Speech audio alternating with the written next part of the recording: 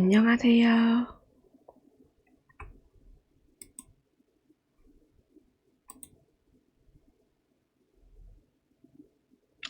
마녀 아르드벨라입니다.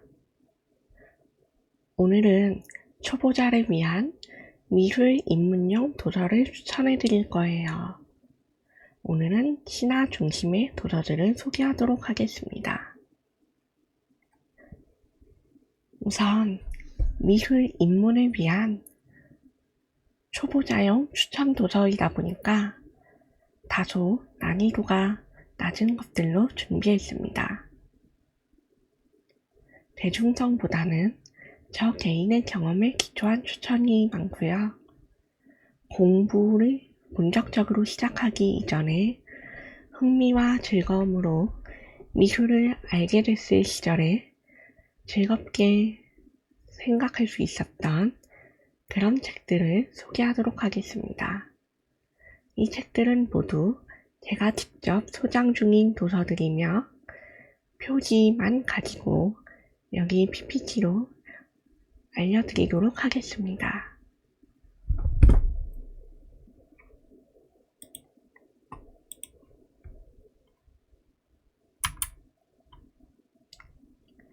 우선 미술을 시작하게 되는 이유가 있잖아요. 초보자가 이 미술을 관심을 가지고 이걸 이제 좀 더 잘 알고 싶다. 이제 나도 이것에 대해서 공부를 하고 싶다 라고 생각을 하게 되었다면 계기가 있을 거예요. 그건 어릴 적부터 그림을 그리는 습관이 들어서 자연스럽게 미술에 관심이 가게 되었거나 주변 환경, 주변의 사람, 박물관 혹은 미술관 등에 가서 체험을 한 경험으로 얻어진 걸 수도 있고 학교에 입학한 후에 미술이라는 과목에 대해서 배우기 시작하면서 얻어진 경우도 있을 것입니다. 또 만화나 소설, 영화, 애니메이션 등으로 어릴 적 그리고 청소년 때 호기심을 가지고 접하게 됐을 수도 있겠죠. 이 모든 걸 거치고서도 성인이 되어서야 미술에 관심이 생긴 경우도 있을 거고요. 또 단순히 취향 작품을 보고 미술에 관심이 생긴 경우도 있을 겁니다. 오늘은 신화를 중심으로 그런 도서들을 소개해 드리도록 하겠습니다.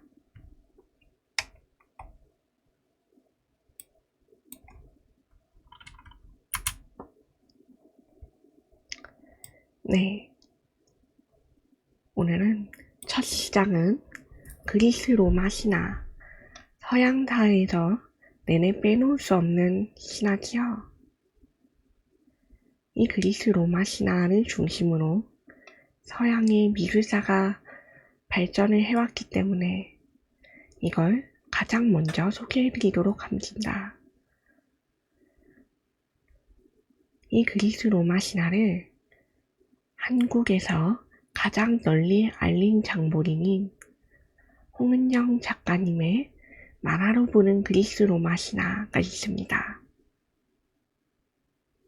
이 방송을 보고 계신 20대 혹은 30대까지의 시청자분들이라면 아주 익숙하신 책일 거예요. 안녕하세요, 마녀수집가님. 어서오세요. 오늘도 반가워요.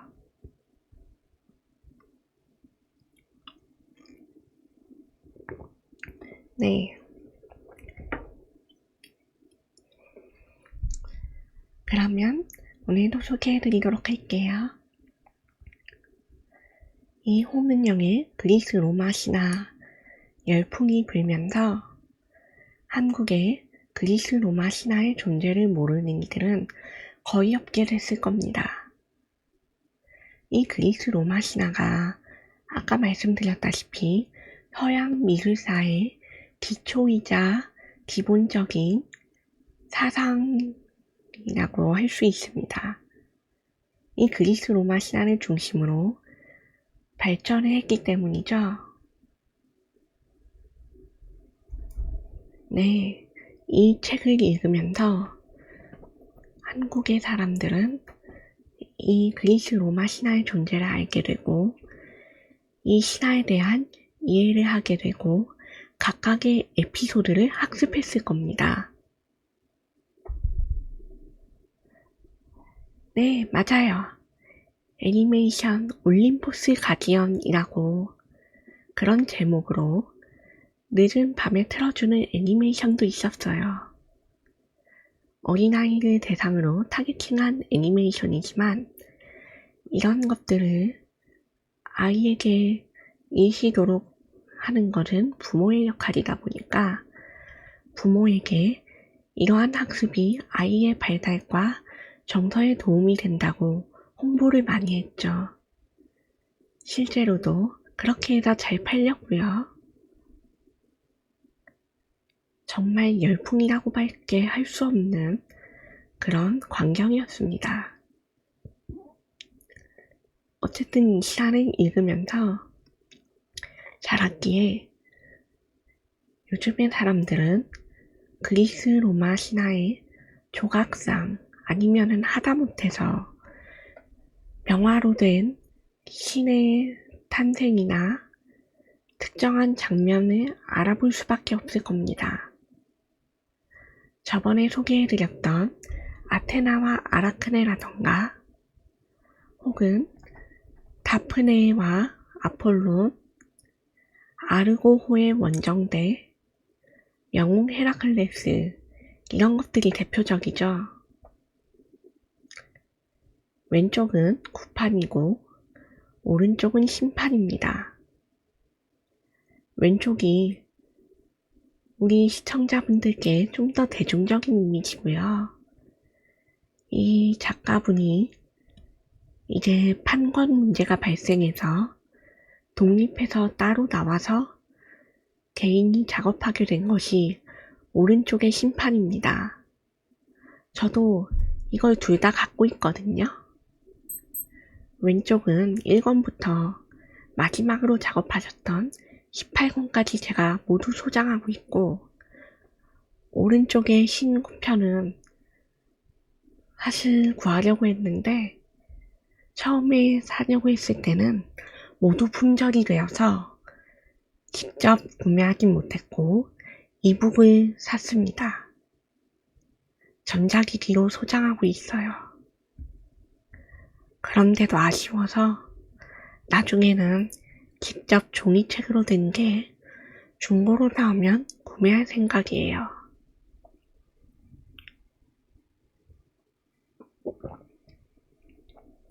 어쨌든 이 책을 보면서 이 공부를 하면 서양 미술사에 적어도 어느 정도 기초를 했다. 기본 밑바닥은 알고 있다. 라고 자신을 할 수 있게 된다. 라고 말씀드릴 수 있겠습니다. 하다못해 아까 말씀드린 것이 아니라 미술품이라고 검색하면 바로 등장하는 라오콘상, 포세이돈이 보낸 바다 괴물에게 몸이 휘감기는 고통스러워하는 라오콘상이라는 작품, 그리고 밀로의 비너스라는 조각상들만 봐도 알 수 있게 될 겁니다.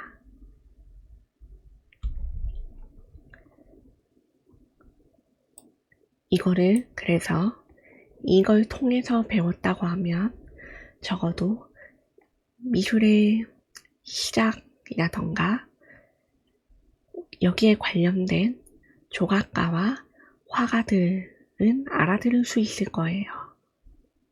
보티첼리가 제일 유명한 예시입니다.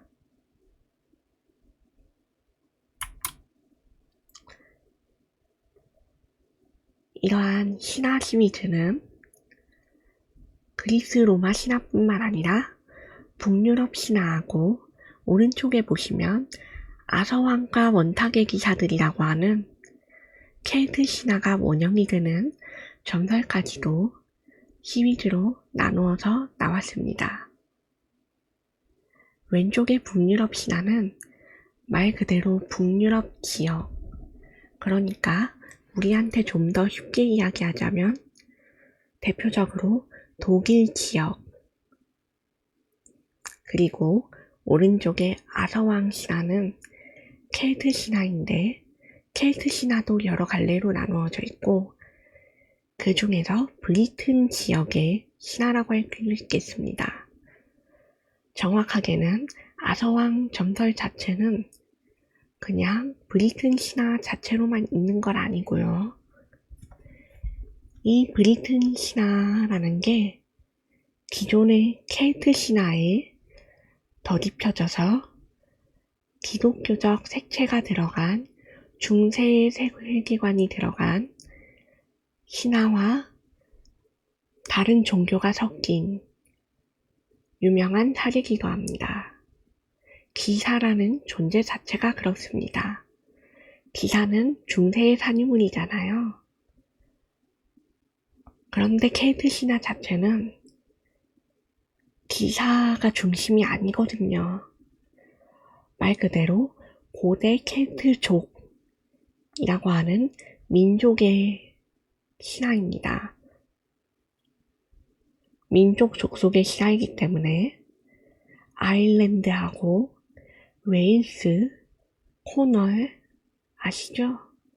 영국 지방입니다.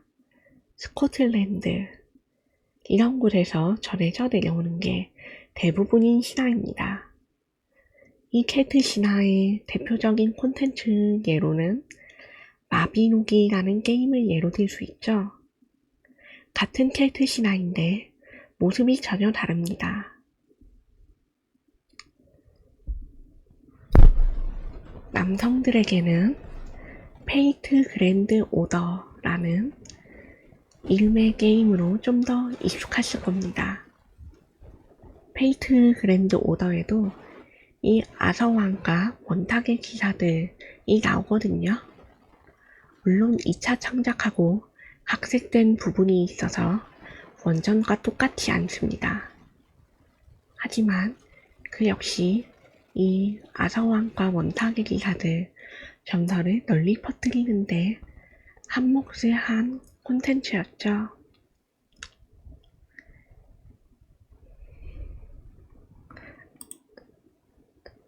네, 그렇습니다. 아서왕은 본래 남자예요. 본래 전설에서 아서왕은 남자이고 형도 있고 엑스칼리버를 뽑은 영웅이지만 나중에 성장해서 어엿한 왕이 되어 결혼도 합니다. 기네비어라는 어여쁜 아내도 있죠. 부하로는 충실한 그의 마법사 신하 멀린을 둡니다. 유명하지요. 멀린. 판타지라고 하면 대표적으로 떠올리는 인물입니다. 이 멀린이 등장하는 곳이 바로 이 아서왕 설화예요. 여기에서 멀린의 모습이 최초로 등장하고요. 여러 점승이 있어서 가장 대표적인 걸로 점승이 내려오는 게 이 멀린이라는 마법사가 평범한 인간이 아니라 정령하고 인간 여성의 사이에서 태어난 반은 인간이고 반은 영적 존재인 그런 탐구자라는 것입니다.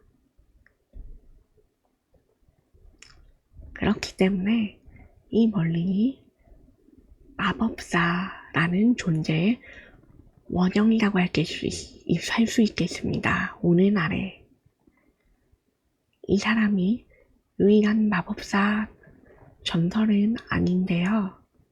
적어도 판타지라고 하는 장르물의 원형, 막 지팡이를 들고 주문을 외고 정령을 부리면서 거대한 기적을 일으키는 마법사의 원형이 바로 이 멀린입니다. 해리포터보다도 더 대선배님이시죠. 그리고 이 멀린은 나중에 반지의 제왕이라는 영화의 간달프의 원형으로도 여겨지고 있습니다. 왼쪽에 북유럽 신화는 여기 맨 앞에 그려져 있는 보라색 코트에 하얀색 장발을 가진 남자가 그려져 있죠. 이게 누구냐면요. 북유럽 신화의 가장 최고 신으로 등장하는 오딘이라는 신입니다. 이 오딘이 누군가 하니 점사들의 신입니다. 북유럽의 점사하면 뭐죠? 북유럽의 점사는 바이킹입니다. 네, 그 이미지를 생각하시면 됩니다. 정확하게는 이 오딘은 게르만족의 신이에요. 오른쪽에 아서왕 신화가 원형이 영국의 켈트족이었다면 여기 북유럽의 게르만족의 신화인 것입니다. 이 오딘은 상당히 다양하고 입체적인 면을 지니고 있어서 아까 말씀드렸던 것처럼 점사들의 신으로 추앙을 받았고요. 그보다 더 먼저 마법의 신으로 추앙받았습니다. 오른쪽 멀린 등장하는 멀린이 판타지물의 마법사의 원형이라면 왼쪽 북유럽 신화에 등장하는 오딘은 판타지물의 냉혹한 군주이자 마법의 절대자라는 이미지의 원형입니다. 실제로도 이 둘은 많은 판타지물에 관련이 되어 있죠. 예를 들면 이 오딘의 상징인 까마귀가 있습니다. 이 까마귀는 흑인과 문인이라고 해서 오딘을 대신해서 세상을 둘러보는 역할을 합니다. 이 흑인과 문인 점설도 상당히 유명합니다. 이 오딘은 가장 뛰어난 마법사이자 주술을 관장하고 또 동시에 지혜를 관장했는데 이 신이 왜 지혜를 관장하는 신이냐고 하면 세상을 다스리는 절대자의 면모를 얻기 위해서 자신의 한쪽 눈을 바쳤기 때문입니다. 그는 수많은 지식을 탐구하고 지혜를 얻었지만 세상을 통찰하고자 했습니다. 세상의 모든 걸 알고 싶어 했거든요.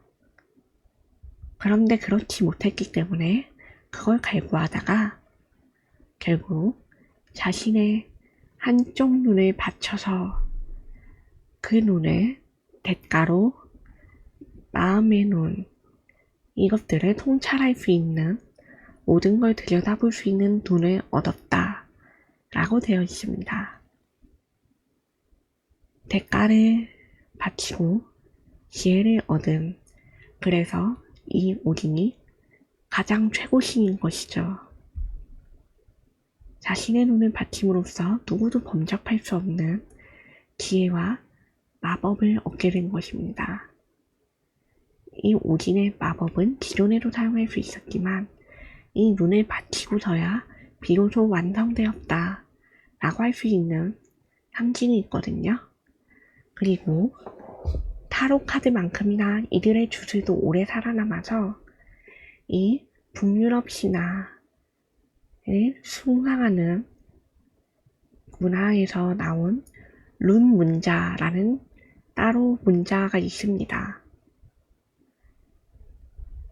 기독교, 크리스트교 지역의 문화권에서 타로 카드가 발생하고 그 세계관을 그림으로 담았듯이 이들의 지역에서는 룬 문자가 발생합니다. 이 논문자에는 각각의 뜻이 있고 서로 마법적인 의미가 담겨져 있다고 여겨졌습니다. 이 논문자를 사용해서 마법을 했다고 여겨져요.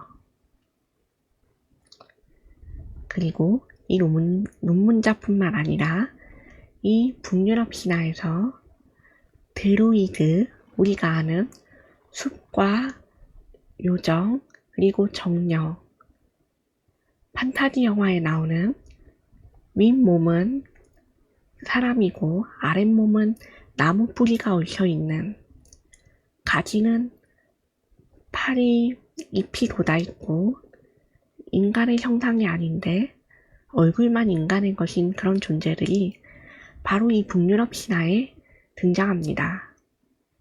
이게 원형입니다.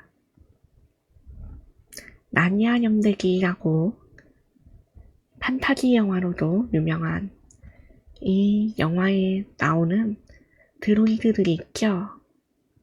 거기에 나오는 괴물과 이형의 존재들을 보시면 상당히 신화적인 것들이 많습니다.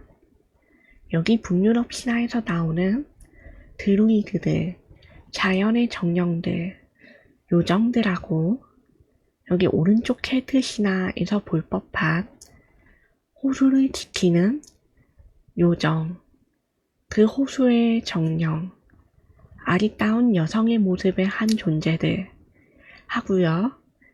또 그리스 로마 신화에서나 볼 수 있는 사티로스도 등장합니다. 이 존재들이 전부 신화에서 나왔기 때문에 이 신화의 원형을 따라서 판타지라는 하나의 장르의 문학으로 계승되어 발전해 내려온 것입니다. 이런 신화들이 없었다면 그러한 장르 역시 존재하지 못했겠지요. 그래서 이 신화들을 알아두는 것이 우리의 미술이라고 하는 커다란 분야뿐만 아니라 일상생활에서 놀고 즐길 수 있는 오락거리에도 도움이 된다는 것입니다. 하다못해 영화, 소설, 그리고 우리가 하는 게임에조차 널리 알려진 것들이 대부분이니까요. 어쨌든 이 왼쪽에 오딘하고 오른쪽에 아서왕에 대해서 할 말이 상당히 많습니다. 이 왼쪽에 오딘은 아까 말씀드렸잖아요. 마법사, 주술사, 그리고 전사의 모습을 동시에 하고 있다고. 그래서 이들의 신화에서 마법이라는 것은 상당히 공격적인 형태를 띠고 있습니다. 그리스 로마 신화가 평범하게 인간이 신들에게 제물을 바쳐서 마법을 하고 마법의 여신 헤카테가 그런 걸 관장하고 그 여신의 보호 아래 성장을 하는 그런 느낌이었다면 여기 북유럽 신화의 오딘은 좀 더 엄격하고 냉철하고 잔혹하고 그런 종류의 마법을 직접 사용하는 것으로 나타냅니다. 인간에게 가르쳐주는 것이 아니라 그 자체로 신이 신앙적 존재로서 자신의 마법을 사용하는 것이죠. 오른쪽 아서왕 신화에서는 따로 신이 등장해서 개입을 하진 않습니다. 다만 후대에 창작된 것으로 하느님과 성배의 이야기가 등장을 하면서 그때의 신에 대한 언급이 좀 됩니다만 그거는 마법과는 결이 다릅니다. 이쪽의 마법은 온전히 자연의 정령과 영적 존재들과 인간이 사용할 수 있는 것이죠. 좀 결이 다릅니다. 그리고 왼쪽의 오딘은 전투를 위한 마법이에요. 오른쪽에 아서왕 신화에서 나오는 멀린이 사용하는 마법은 다채롭습니다. 아서왕을 도와서 하는 전투뿐만 아니라 멀린은 연금술의 성격도 담당합니다. 최초의 원형술형이죠. 연금술사의 원형, 본질이라고 말할 수 있습니다. 우리가 아는 연금술사의 이미지는 중세시대에 비로소 만들어진 것이 많아요. 이 중세시대에 연금술이라는 것이 보여지고 이제 좀 더 지나서 한 16세기부터 19세기쯤에 연금술 학문이 발달을 대대로 했습니다. 그래서 그때 많은 지식이 남았어요. 우리에게 알려진 연금술의 이미지는 진리를 탐구하고 은둔하고 속세에 관심이 없거나 극단적으로 가면 이제 금을 만드는 사람들입니다. 금이요, 우리가 아는 그 광물, 보석, 금이 맞습니다. 연금술사들은 이 연금술으로 금을 만들 수 있다고 믿었어요. 왜냐하면 그 연금술이 단순히 금을 만드는 뭐 그런 학문으로 여겨지기도 하지만 모든 것의 진리라는 생각이 있었기 때문입니다.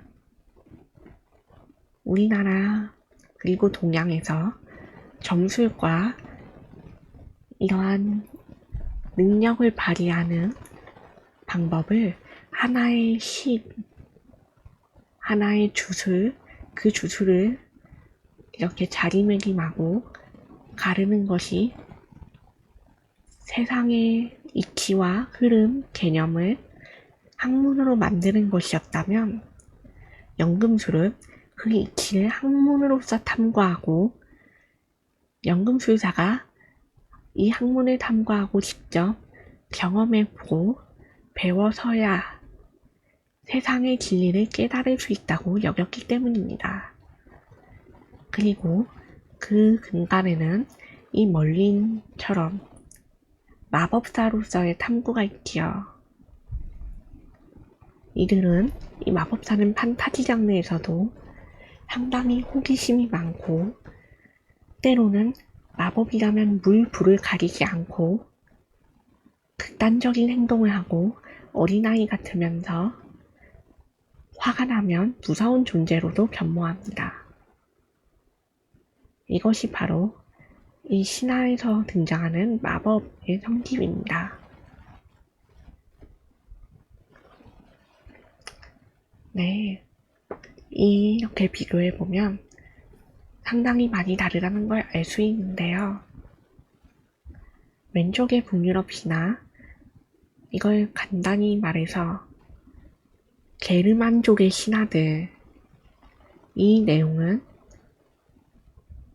점사, 바이킹, 그리고 우리가 가장 잘 아는 대표적인 에피소드로 바랄라가 있습니다.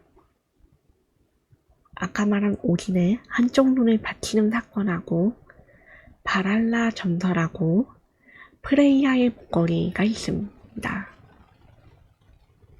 이 프레이야의 목걸이, 저번에 그리스 로마 신화 명화를 설명할 때 말씀드렸죠. 아프로디테의 목걸이, 정확히는 허리띠라고도 전해지는 케르토스 히마스라고 하는 것하고 하르모니아라는 조화의 여신, 이 여신이 한 목걸이하고 여기 이 북유럽 신화에서 사랑과 아름다움의 여신 프레이야가 착용하는 목걸이하고 상당히 유사성을 띈다고요. 사랑과 아름다움이라는 키워드에서 나올 수 있는 성질인 것도 있지만은 이 신화적인 공통점들은 이게 사랑이라는 점이 예술과 깊은 연관이 있다는 것입니다. 허리띠는 그리고 목걸이는 세공이죠. 기술작품입니다. 여기 북유럽 신화에서 프레이야가 한 목걸이는 난쟁이들의 작품입니다.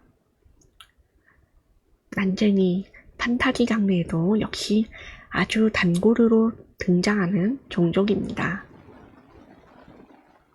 키가 아주 작고 낮고 그렇지만 손재주가 뛰어나서 못 만드는 물건이 없다라고 알려져 있죠. 이 난쟁이 종족이 북유럽 신화에서 등장하는 것입니다. 거인을 죽이고 거인의 시체에서 세상을 만들고 이 거인의 시체에서 남은 잔여물로 나온 것이 난쟁이라는 종족인데 프레이야가 이 난쟁이들에게 자신의 목걸이를 만들어 달라고 요구를 했습니다. 그래서 만들어진 것이 이 프레이야의 목걸이인데 프레이야는 이 목걸이를 위해서 난쟁이들에게 19금적으로 말하자면 번갈아 가서 밤을 보내야 한다고 했고 그런 조건을 받아서 이행했다고 합니다. 판본에 따라서는 오징이 못하게 미리 맞고 난쟁이들에게서 그 목걸이를 빼앗아왔다고 하죠. 이 목걸이의 이름이 바로 브리신 가멘입니다. 이 목걸이를 가지고 있는 자는 아프로디테 캐스토스 히마스가 남자를 유혹하고 절대 뿌리칠 수 없는 힘을 주는 것처럼 하르모니아의 목걸이가 사용자의 영원한 젊음과 아름다움을 주는 것처럼 이 프레이야의 브리신 가면은 무한한 아름다움을 가져다 준다고 합니다. 프레이야의 그 자체의 신성이자 상징 같은 도구로 여겨지죠. 이 예술품의 등장으로 인해서 이 북유럽 신화가 미술품으로 만들어지면 이 브리신 가멘에 대해서 상당히 많이 초점이 맞춰집니다. 이 브리신 가멘을 주제로 그린 그림들이 있는데요. 이 그림들은 이거를 어떻게 설명을 해야 할까? 상당히 중세틱합니다. 그림체가 그리스 로마 신화처럼 이렇게 막 그런 게 아니고요. 당연히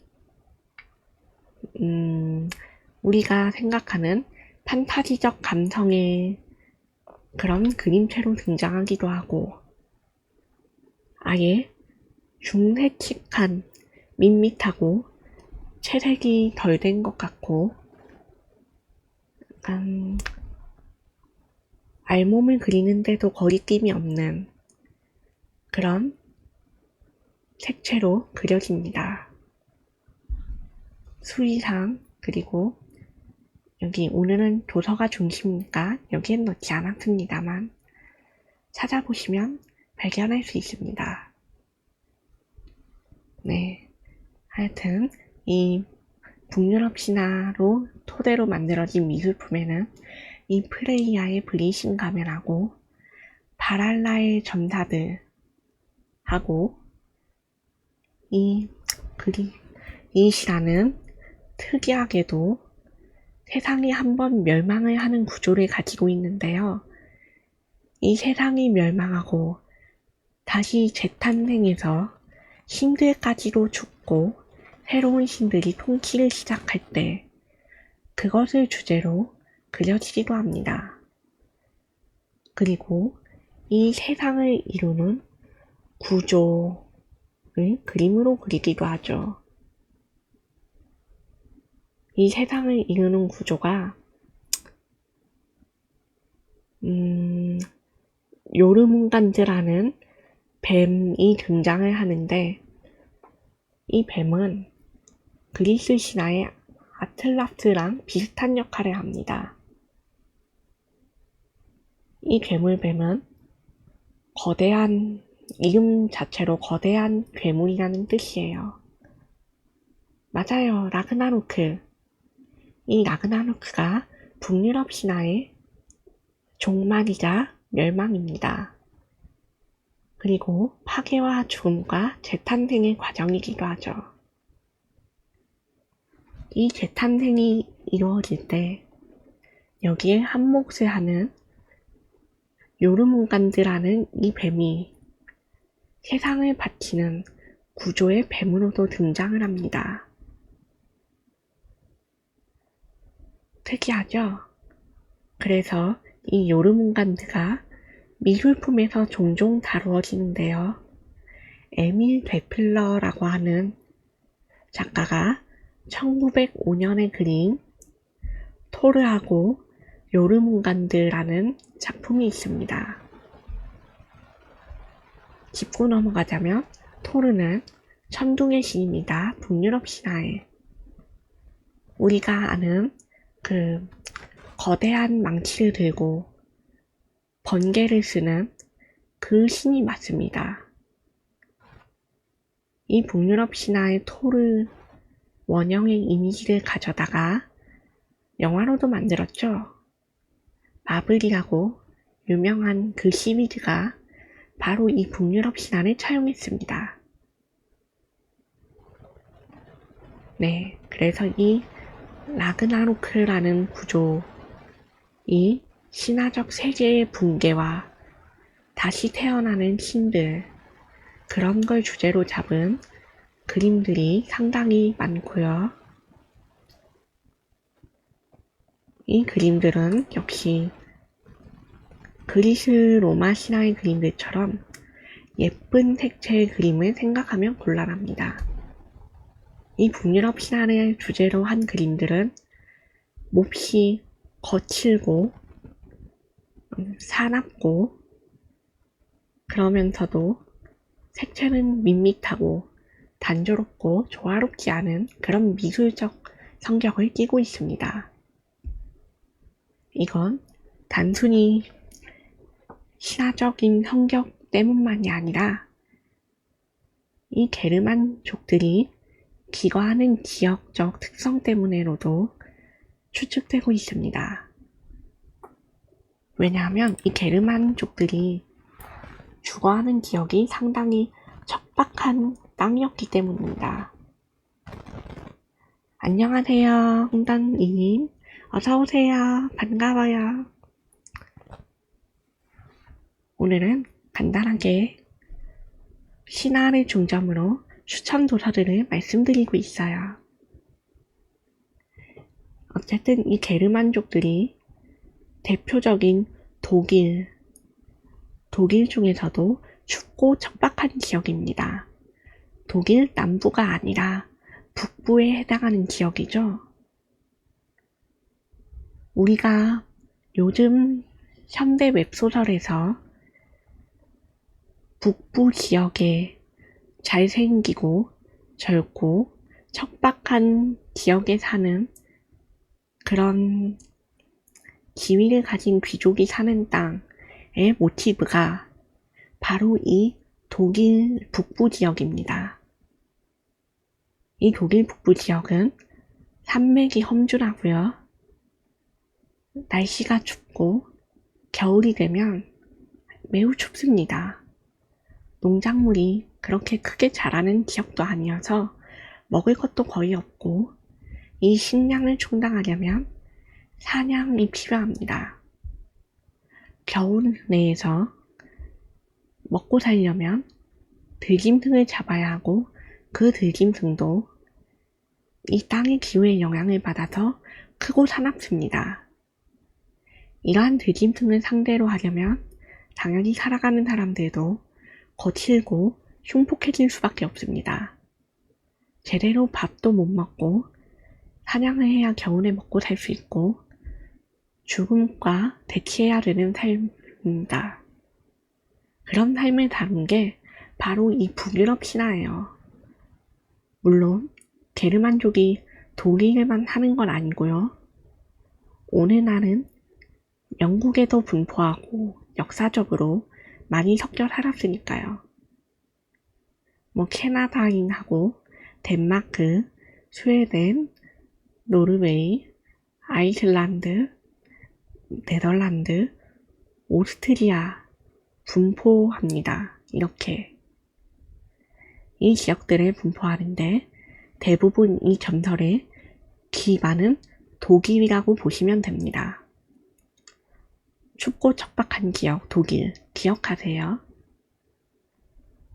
네, 그래서 이 지역적 기후와 역사적인 문제로 인해서 이 북유럽 신화 내용도 상당히 사납습니다. 신들은 계속 끊임없이 서로 싸우거나 다투고요. 분쟁을 일으키는 장난의 신 로키가 있고 끊임없이 신들을 위협하는 괴물이 등장하고 거인이 등장하고 거인들은 신과 대립을 합니다. 신에게 우호적인 존재들도 있지만 신과 대립하는 거인들은 그만큼 강력해서 신들조차도 함부로 할 수 없는 존재입니다. 아까 이 세상의 탄생이 거인의 시체에서 나왔다고 했죠? 그 거인은 태고적의 거인이라서 1세대라고 생각해 주시면 되고 여기서 오딘과 다른 신들과 항상 대립하는 거인들은 2세대에 해당합니다.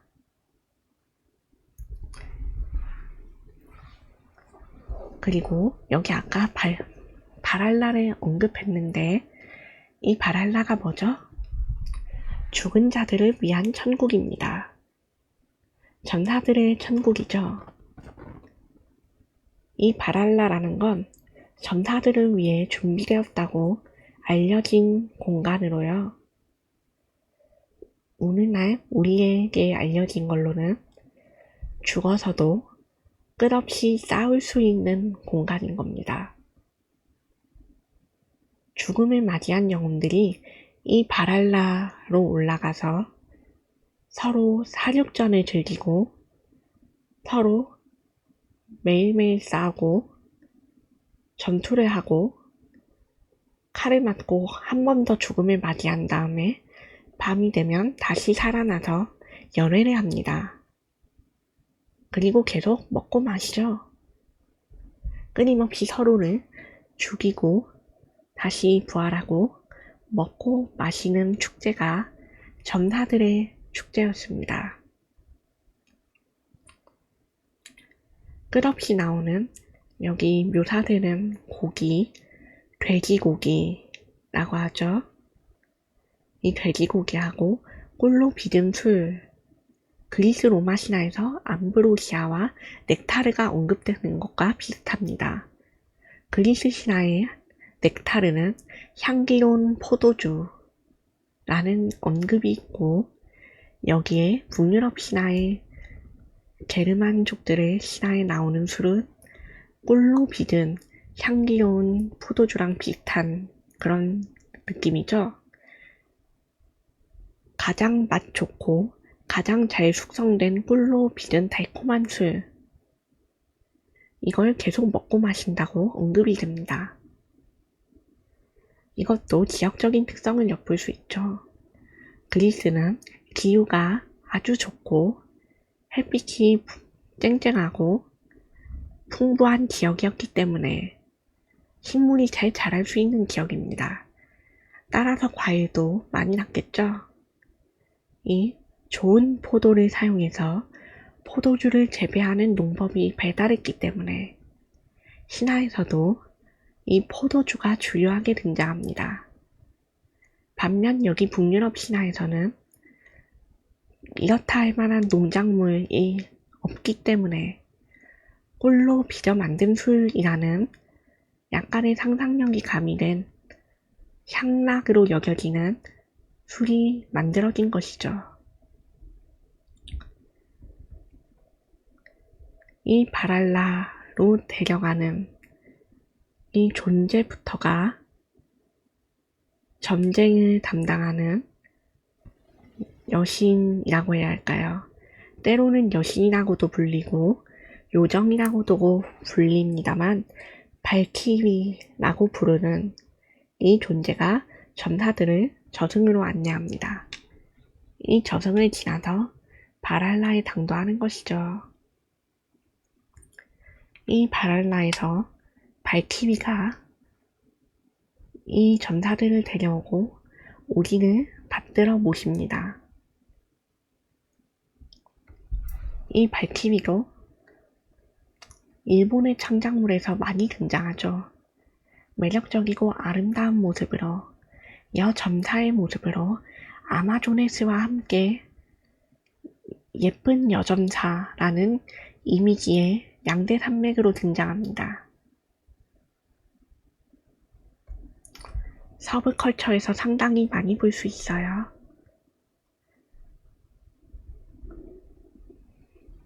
오른쪽의 아서왕은 서브컬처에서는 아까 말했던 페이트 그랜드 오더 거기서 등장을 하고요. 영화가 사실 제일 많습니다. 영화하고 문학으로 이걸 소설처럼 줄글로 써내려고 하는 것도 많아요. 북유럽 신화를 기반으로 한 문학은 소위 말하는 니벨룽겐의 반지 들어보셨죠? 막 간달프 반지의 제왕, 반지 원정대 이런 거 마냥 이것도 북유럽 신화를 기반으로 한 작품입니다. 물론 아까 말한 간달프라던가 반지의 제왕에 나오는 반지하고는 다릅니다. 살짝 연상시키는 부분은 있어요. 이 북유럽 신화나 아서왕과 원탁의 기사들의 경우 미술작품보다 문학작품 그리고 2차 창작적 컨텐츠로 양산되는 경우가 많습니다. 그래서 즐거운 컨텐츠를 즐기고 싶다면 이 두 개를 알아보시는 것을 추천해요. 모바일 가챠 게임으로도 사실 둘은 많이 나옵니다. 전에 본 게임에는 오딘도 나오더라고요. 오딘이 카드 게임으로 나오는 걸 보고 깜짝 놀랐어요.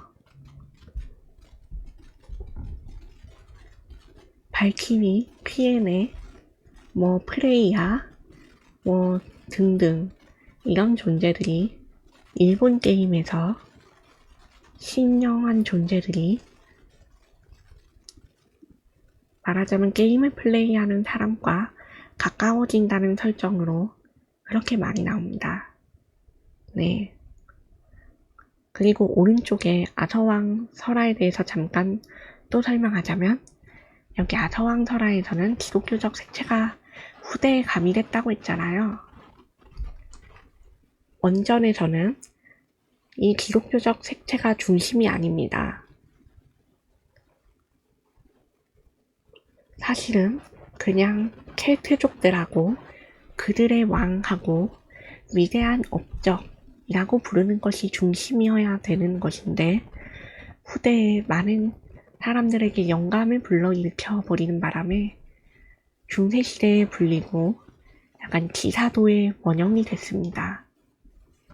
우리가 아는 돈키호테라는 기사가 등장하는 작품, 그것도 사실 진짜 기사는 아니고 기사도를 동경하는 존재에 대한 풍자의 작품입니다마는 거기서 말하는 기사라고 부르는 원형이 여기 아서왕과 원탁의 기사들과 혼합된 그 당시에 크리스트교 문화의 기사라고 부르는 존재입니다. 네. 이 아서왕과 원탁의 기사들에 나오는 기사는 크리스트교의 기사들과 그렇게 큰 차이가 없습니다. 실제로. 전투를 하고 명예를 지키고 왕을 따르고 욕보일 짓은 하지 않고 진짜 거의 다를 바가 없어요. 이 기사들이 등장을 하는데 이 기사들은 원탁의 기사들이라는 게 무엇이냐? 여기 아서왕에게 충성을 말한 원탁이라는 커다란 대형 탁자에 둘러앉은 기사들입니다. 이 원탁의 기사들은 아서왕의 원탁이지만 사실상 이 예수님의 12제자에 빗대어지기도 합니다. 예수님의 이 12제자, 배신자 유다, 설아라도 나중에 엮이거든요, 이 원탁의 기사가. 그래서 작품으로 상당히 많이 그려집니다. 이 원탁이라는 것이. 기사도 하고 원탁 이 두 개만 기억하시면은 이거 아서왕이라고 생각할 수 있습니다. 그리고 나중에 컨텐츠에서 보시면은 이 아서왕뿐만 아니라 그의 아내인 왕비 기네비어에서도 심심찮게 나옵니다. 이 기네비어는 나중에 가웨인이라는 기사하고 간통을 해가지고 아서왕을 배신합니다. 아서왕은 이 아내의 배신으로 인해서 아끼던 기사도 잃고 왕비도 잃고 스스로도 죽습니다. 아서왕의 몰락의 단초가 되는 거죠.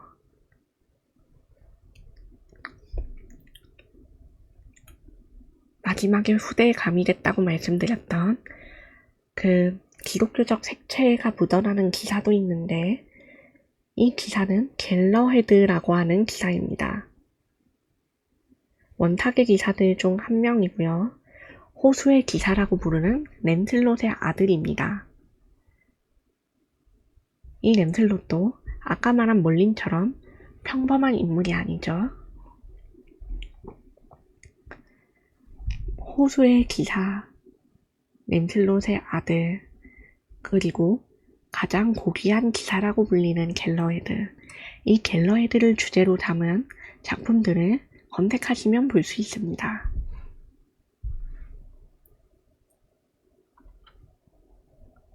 그리고 이 아서왕의 신화가 아직 영국에는 많이 남아있어서 영국의 왕의 상징에 들어갑니다. 지금 전대의 엘리자베스 여왕이 죽고 지금 그 아들인 찰스 왕이 이 브리튼 신화에 관련된 선서를 합니다. 영상을 찾아보실 수 있을 건데 사실은 이 찰스가 아니어도 다른 왕들도 다 이 관련 선서를 합니다. 이 브리튼의 왕이 곧 아서왕인데 이 아서왕을 이어받은 왕이기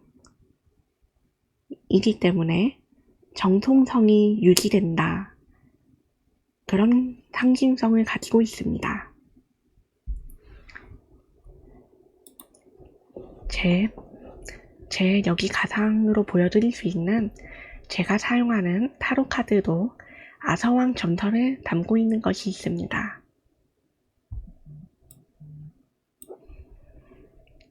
이게 보여드리자면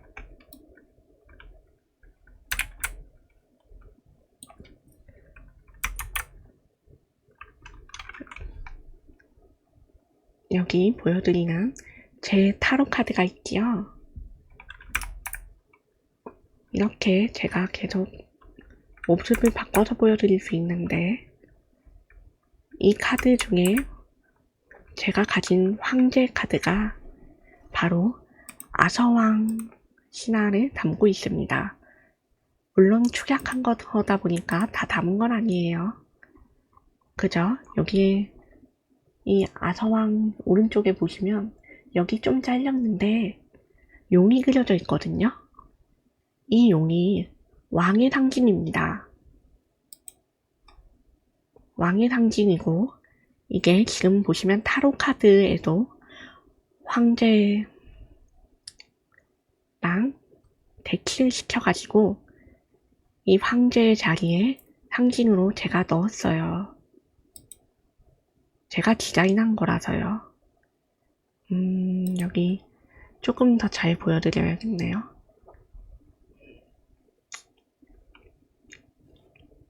여기 황제 카드를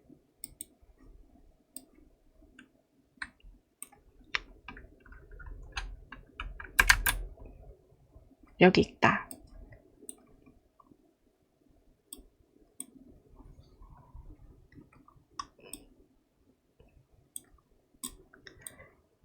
잘 보이시나요?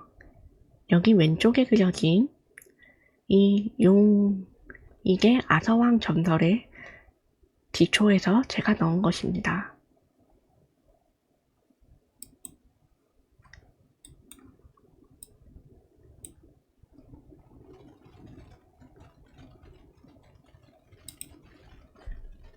다행이네요.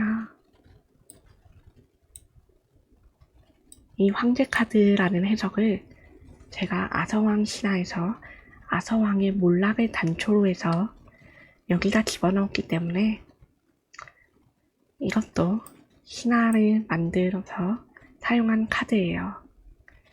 물론 다른 카드들도 신화가 들어간 카드가 많습니다. 제가 디자인한 것 중에.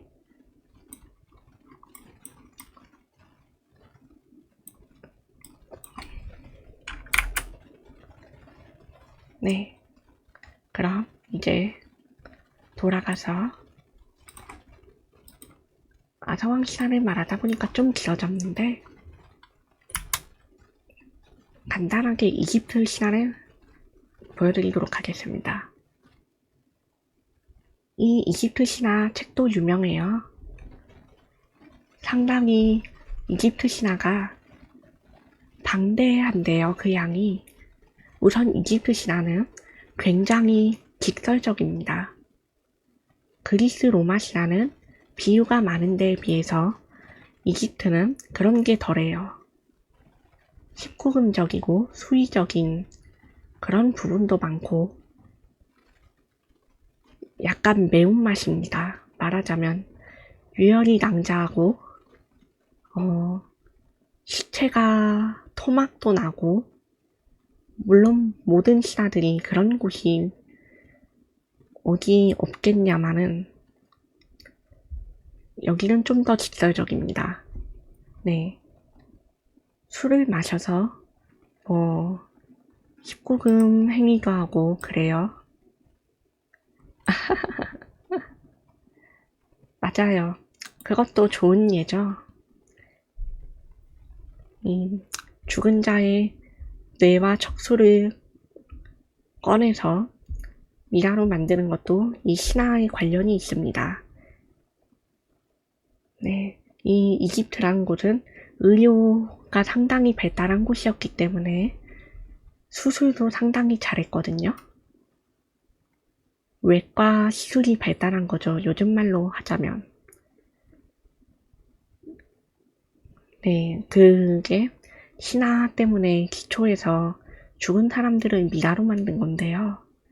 이 미라로 만들어서 죽은 사람의 혼이 다시 자신의 시체를 찾아올 수 있도록 했다는 그런 믿음적인 신앙적인 행위거든요.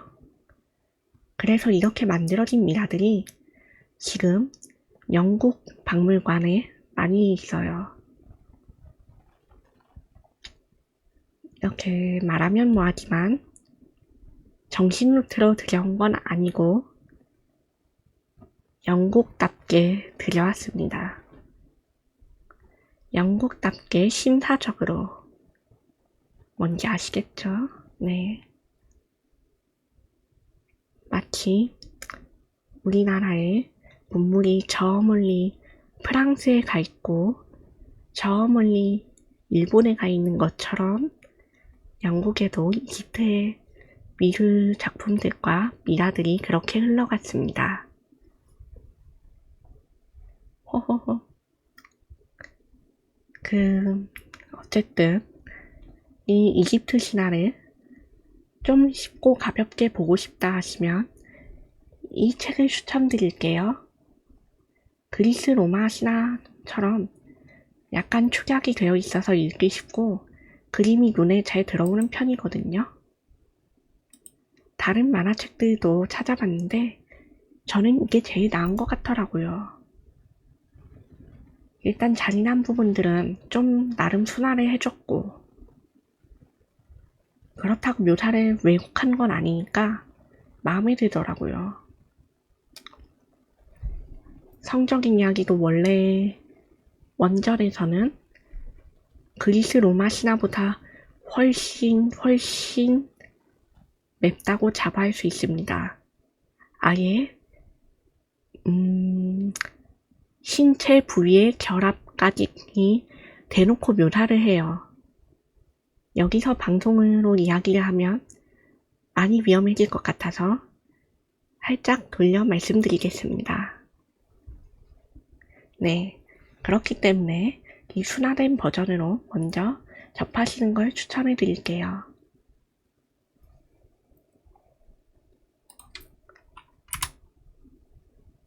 이건 신화는 아니고 미술을 배울 때 도움이 되실 것 같아서 같이 추천을 해드리는데 한자라는 이 언어가 동양 특유의 언어잖아요.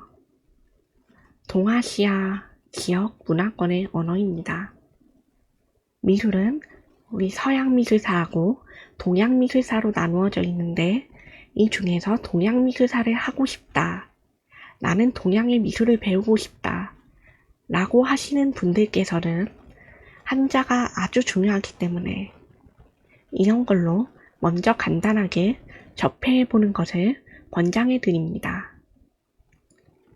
기초부터 알아야 그 다음에 할 수 있거든요. 일제강점기 시대에 근대 미술사들 여기에 한자가 상당히 많이 사용되고요. 또 한자뿐만 아니라 일본어도 사용이 됩니다. 그래서 한자를 잘 알지 못하면 이러한 기록들을 살펴볼 수가 없어요. 당시에 일제강점이 된 상황에서 미술과 예술이라고 하는 이 컨텐츠에 일본이 관련이 되어 있는 경우가 많기 때문에 이 일본이 주최한 대회도 있고 혹은 일본이 후원을 한 그런 기업들이 내보여주는 미술 학습이라고 해야 할까 교육기관이죠. 그런 것들도 있었기 때문에 이 한자를 알지 못하면 그 당시의 기록을 제대로 살펴볼 수가 없습니다. 그래서 동양미술사를 하고자 한다면 이 마법천자문부터 시작해 보시는 걸 추천드려요. 명작은 오래 살아남는 데는 다 이유가 있다. 너무 오래 살아남아서 이제는 좀 많이 실망하신 분들도 계시지만 학습용으로 그리고 약간 생각을 하지 않고 언어만 익히고 싶을 때 추천드립니다. 앞에까지는 그냥 읽으면서 해도 괜찮아요. 한 16권인가 16, 17권쯤부터 좀 힘들 뿐이죠.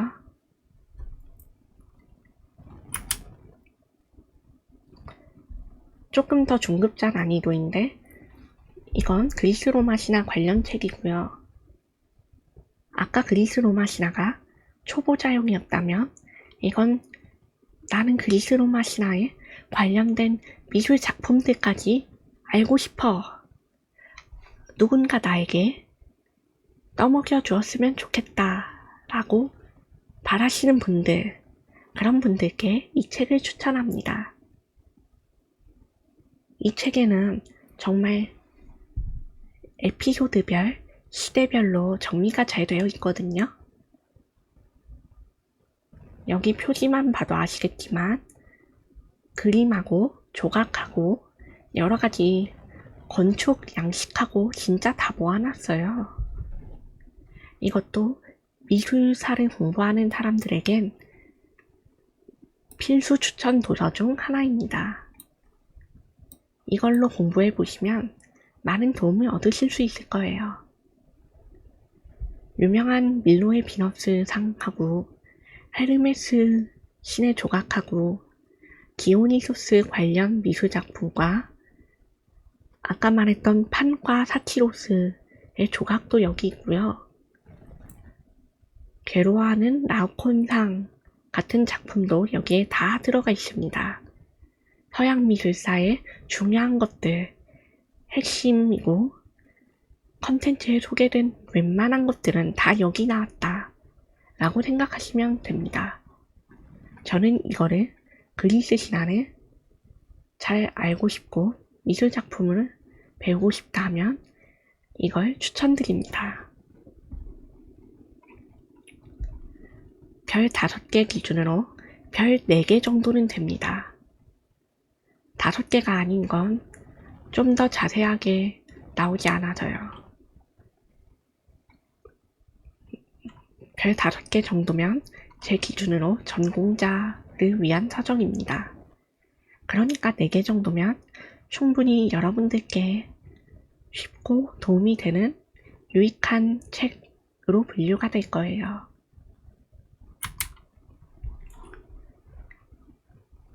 빨리빨리 넘어가 보도록 할게요. 이제 거의 끝날 시간이 다 됐으니까 이번엔 힌두교의 서적 라마야나입니다. 이 라마야나도 사실상 신화나 미술에 그렇게 크게 관심이 있는 분들이 아니면은 아니죠. 아니에요. 별 4개 정도면은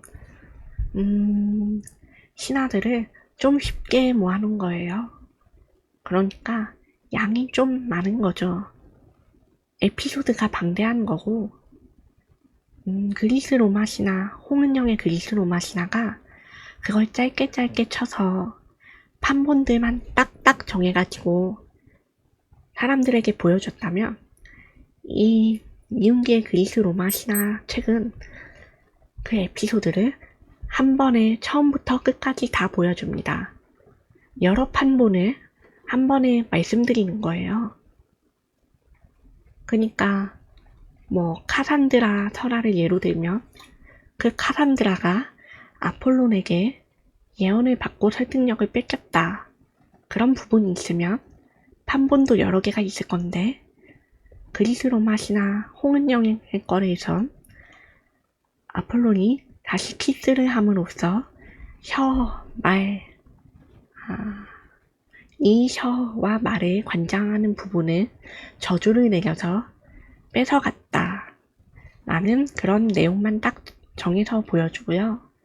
이은기의 그리스 로마 신화에서는 그 부분하고 아폴론이 예언에서의 설득력만 뺏어갔다는 부분하고 이 카산드라가 왜 아폴론의 구애를 거절했는지까지 싹 나옵니다. 인과관계가 전부 나오는 거죠.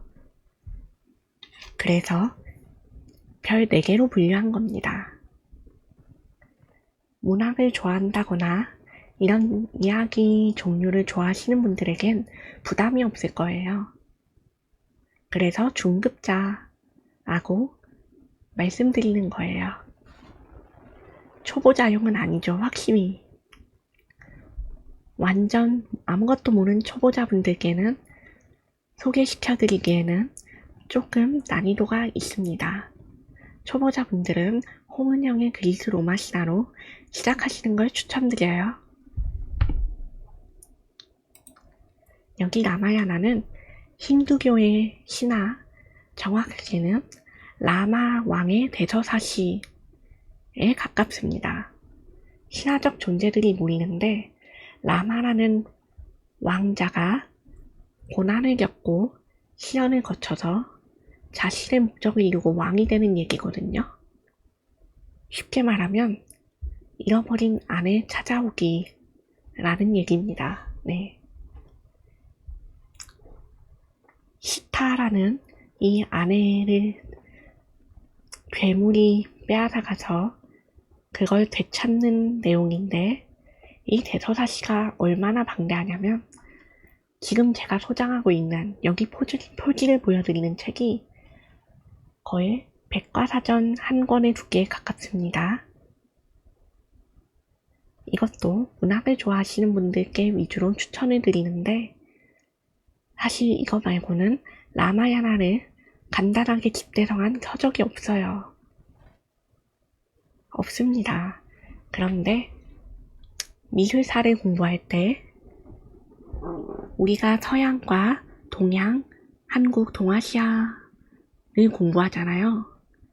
근데 이 중국하고 일본하고 한국뿐만이 아니라 베트남하고 여기 이제 그 일대 지역들, 뭐 태국하고 캄보디아하고 뭐 말레이시아 이런 지역들, 이 지역들에 미술품에 등장을 하거든요. 이 라마야나가 힌두교에만 관여된 게 아니고 이게 고대 인도의 대서사시예요. 힌두교가 인도의 종교거든요. 이게 인도의 건축물하고 사원하고 조각으로 남아있고, 여기 태국의 앙코르와트 유적에도 이 라마야나를 설명하는 대서사시의 장면이 조각으로 새겨져 있습니다.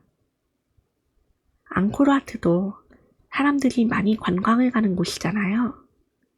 그래서 유희의 일향으로 이걸 알아놓으시면 좋습니다. 이런 걸 알면 좀 더 재밌게 그 나라를 즐길 수 있거든요. 여행을 갈 때를 대비해서 읽어둔다고 생각하시고 미술을 보고 싶다고 하면 도움이 될 겁니다.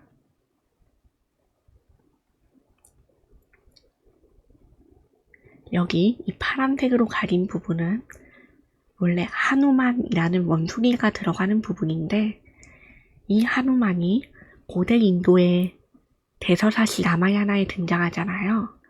이게 후에 불교 종교에 영향을 미쳐가지고 천축국, 그러니까 불경이 있다고 전해지는 그런 곳의 이야기에 불법을 지키는 삼장법사가 이 천축국을 향해 여행을 떠나는 것에 등장하는 손오공의 원형이라는 이야기가 있습니다. 이 삼장법사와 손오공 이야기는 서유기죠. 이 서유기에 영향을 준 게 라마야나라는 것입니다. 서로 다 연관이 되어 있어요. 그러니까 알아두시면 많은 도움이 될 겁니다.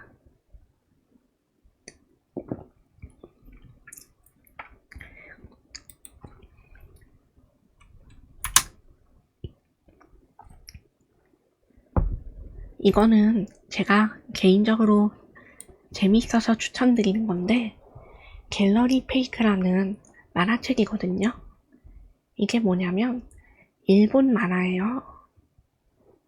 일본에서 그린 만화인데 우리나라에도 정식으로 번역되어서 수입된 책입니다. 이 갤러리 페이크라는 제목 그대로 가짜를 취급하는 화랑, 갤러리, 가짜를 판매하는 갤러리의 주인이 미술 작품을 중심으로 이야기를 전개합니다. 제목부터 심상치 않죠? 여기 1권에 상처 입은 해바라기가 있고요. 이 해바라기가 뭐냐면 고흐의 해바라기입니다. 고흐의 해바라기가 처음부터 등장을 하죠. 두 번째는 가우디의 그늘에 가려. 이 가우디가 유명한 건축가의 이름입니다. 이 건축가가 건축한 양식하고 그가 남긴 미술품들을 통해서 이 미술 이야기를 전개를 하거든요. 이 가우디가 얼마나 유명하냐면 스페인의 3대 건축가입니다. 위대한 스페인 3대 성인으로 들어가는 건축가예요. 스페인에서는 가우디를 모르면 간첩인 격입니다. 그만큼 유명하고 오른쪽에는 얼굴 없는 자화상, 말 그대로 얼굴을 그리다 말고 지워버린 자화상, 화가의 자화상에 대한 이야기입니다. 이 오른쪽은 유명 화가의 이야기가 아니고 무명 화가들, 얼굴을 그렸지만 사정상 지워야 했던, 자신을 드러내지 않아야 했던, 그리고 실제로 작품의 얼굴 부분만 교묘하게 지워놓은 화가의 작품에 대해서 묘사를 하고 있습니다. 자세한 내용은 스포니까 한번 읽어보시는 걸 추천을 드릴게요. 재미있어요. 근데 이것도 좀 미술의 특성상 야한 장면도 나오고 잔인한 장면도 등장합니다. 중간에 사람 죽는 것도 나오고 그런데도 불구하고 19금은 아니니까 편안하게 보시면 됩니다. 심의에 걸리진 않아요. 사실 심의에 걸릴 거였으면 많은 영화들부터 걸려야 했겠지만요. 아마도 아르누보라던가 여러 작가들의 옷을 벗은 여성과 남성들의 모습부터 검열이 돼야겠죠. 여기에는 괜찮습니다. 호소노 후지시코라는 작가가 그린 거고, 이게 상당히 대히트를 쳐서 일본에서 가장 유명한 미술 서적 중 하나입니다.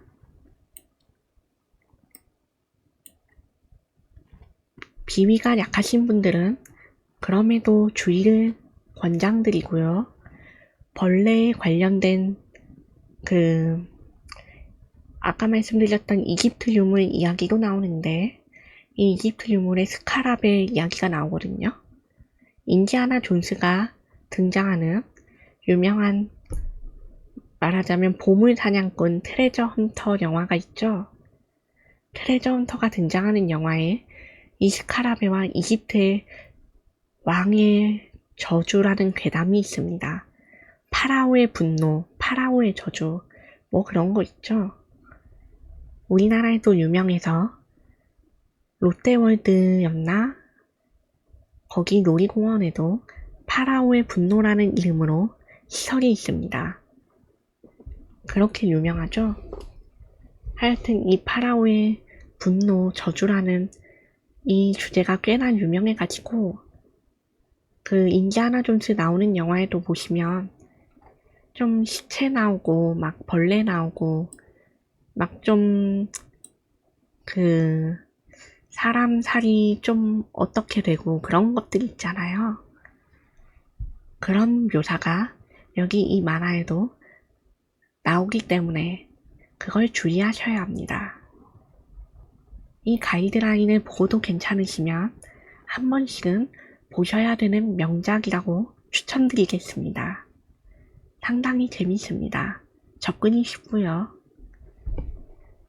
미술품을 관리하는 방법과 위작들이 어떻게 만들어지는지, 이러한 위작들이 어떻게 역사에 영향을 끼쳤는지 그대로 소개하고 있기 때문에 미술사에 대한 관심을 갖고 있다면 이걸로 입문을 해보시는 것도 괜찮겠지요. 물론 일본에서 나온 만화인 만큼 일본의 미술사에도 다루고 있습니다. 마지막으로 이건 심화하는 추천책인데 이것도 전공자 서적으로 추천을 해드립니다. 서양 미술사의 가장 기초이자 기본이고 교재라고 불리는 책인데요. 이 곰브리치의 서양 미술사는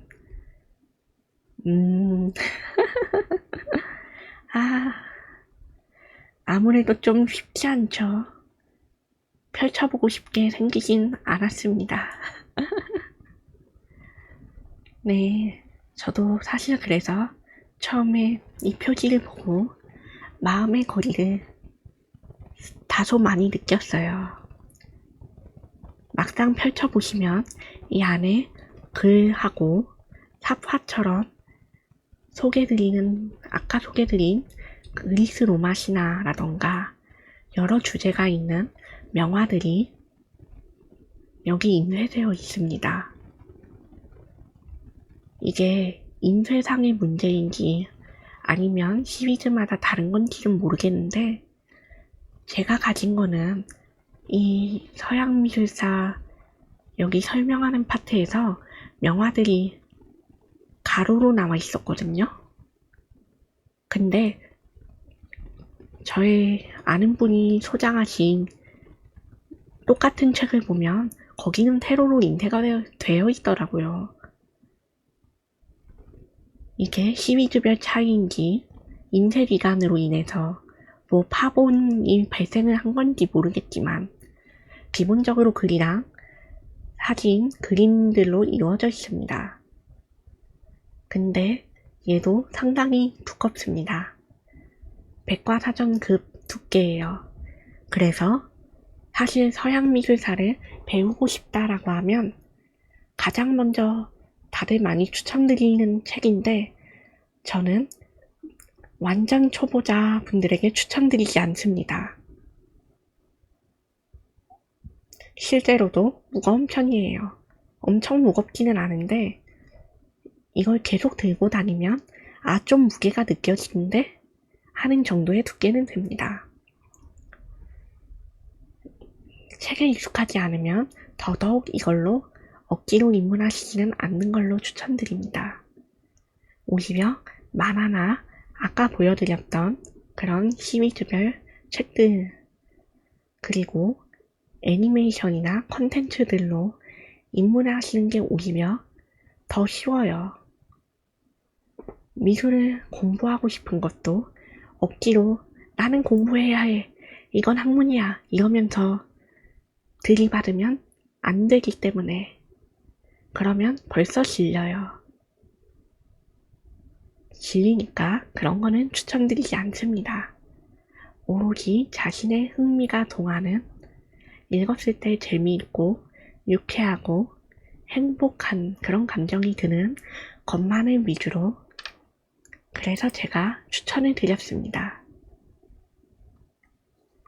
이 곰브리키의 서양미술사는 좀 나중에 관심이 생기시면 읽어보세요. 완전 초보자가 아니라 정말 이제 서양미술사를 준비를 하겠다. 혹은 내가 미술 시험에서 좀 좋은 점수를 얻고 싶다. 그런 목적이 있는 사람이라면 그리고 세계사에 관심이 있는 사람이라면 그 정도는 읽어보시는 걸 괜찮습니다. 세계사에 관심 있는 사람들은 왜 추천을 드리냐면 여기에 중세 그림도 많이 수록이 되어 있거든요. 이 중세 그림이 적어도 고등학교 때부터 등장을 하기 때문에 시험 점수에는 도움이 될 겁니다. 대학에서는 좀 많이 공부해야 하기 때문에 이걸 하나만 써선 안 되고 다른 여러 미술 서적들을 함께 읽으셔야 해요. 그래서 애매하게 기초입니다. 왕초보한테는 추천할 수 없고 전공이 되고 싶은 사람한테는 추천할 수 있는 기초책. 정말 애매모호하죠? 사실 이거 인터넷으로 검색하면 왕초보에게 추천하는 기초 입문책이라고 많이 나오는데 막상 구매하고서 후회하는 분들도 좀 계십니다. 그래서 미리 말씀드리는 거예요. 그러니까 이거를 구매를 하고 싶다면 먼저 다른 쉬운 것들로 입문을 하시고 그 다음에 하세요. 그래야 이해를 할 수 있습니다. 보티첼리의 비너스의 탄생, 레오나르도 다빈치의 최후의 만찬 같은 유명한 작품들이 여기에 수록이 되어 있는데요. 여기에서는 다소 학문적으로 설명을 하기 때문에 물론 그리스 로마 신화 내용이라던가 이 명화의 주인공들에 대한 에피소드를 재미나게 기술하기도 하지만 이게 어느 누구 화가에게 탄생을 했고 어떻게 관리가 되어 왔고 이 작품이 어떻게 방치가 되었고 다시 재발굴이 되었고 이런 얘기까지 다 적혀 있어서 다소 복잡합니다. 네, 그래서 이걸 제일 맨 마지막으로 빼놨습니다.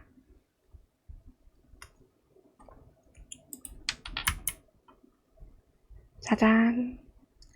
오늘의 미술 입문 도서 가이드는 끝났어요. 오늘은 신화를 중점으로 했기 때문에 다소 친숙한 것들을 많이 보여드릴 수 있었던 것 같습니다. 다음번에는 철학과 역사로 말씀을 드릴 건데 이 철학과 역사 서적들도 상당히 난이도가 높은 경우가 많기 때문에 심리적 장벽이 낮은 것들로 소개를 해드릴 거예요. 이런 걸 잘 읽으신다면 좀 더 재미있게 미술과 또 미술이 꼭 아니어도 게임이라던가 영화라던가 일상생활에서 재미있게 즐길 수 있겠죠? 여러분에게 이 입문 도서가 많은 도움이 되었으면 좋겠습니다. 그러면 오늘 이만 마치도록 할게요. 오늘의 방송을 여기서 마치도록 하겠습니다. 와주셔서 감사합니다.